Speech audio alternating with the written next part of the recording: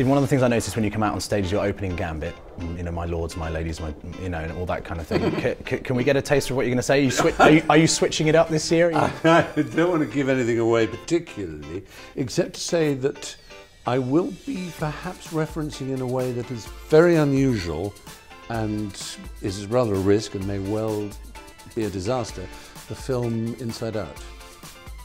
So let's just say you may see inside my head. Wow. Yeah. That's all I'm saying. That's tantalising. Yeah. Yeah. And Michael Fassbender coming out and doing something with you, a little double act perhaps. Yeah, well, I might just, maybe just dry hump him. If it's your 11th, you think every single possible joke there is to be made has been made. Every possible attitude or, you know, sort of way of presenting a thing has been done. And if people have come along with their friends and said, oh, he's really good, you should watch him, he's excellent, then they'll be going, go on, don't amuse me, and you'll be a disappointment. So, I mean, in the end, I just concentrate on making sure that it goes in a friendly fashion and fast, because that's the most important thing. It's not a comic showcase for me to basically kind of parade my amusing wares of epigram and so on. It's there to celebrate the people who are nominated. It would be funny if you saw Clooney there just looking at his phone, checking, like if you were starting to lose your A-list audience and thinking, I'm going to have a word with them after. Yes. I mean, one of the disadvantages is, of course, that all the nominees are in the first sort of 10, 12, 15 rows. And every time you look up from the lectern, you're looking into the eyes of someone. You know, oh my God, there's Matt Damon. All right, I'll look over here. Oh, it's Maggie Smith. All right, you know, there's just all the M's. Yes. Is it in alphabet? It seems to be, yeah.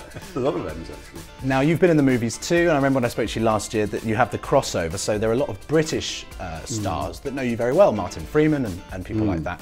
The A-listers, who do you call your friends? In Hollywood, I'm talking about. Well, I mean, I've worked with sort of some of the nominees, like Michael Fassbender I did a movie with, and so I know him, and he's always quite amusing. He scares me. Is he? He was young and naughty when, I'm not going to go any further. We did a movie in Canada, and he was a scapegrace, I think is the word, a scallywag, but entirely charming and utterly brilliant. And of course, you've seen him as a sex addict in movies and in various other parts. He's played rather extreme characters and figures of great charisma, and like even Steve Jobs, the one he's nominated for this year. I knew Steve Jobs very well and knew him since 1984. And so to see someone else play him is a very strange experience, but they both were figures who, if Steve Jobs was in the room, you knew about it. Not because he shouted or anything like that, but you just kind of like, Steve, God, I mustn't make a fool of myself.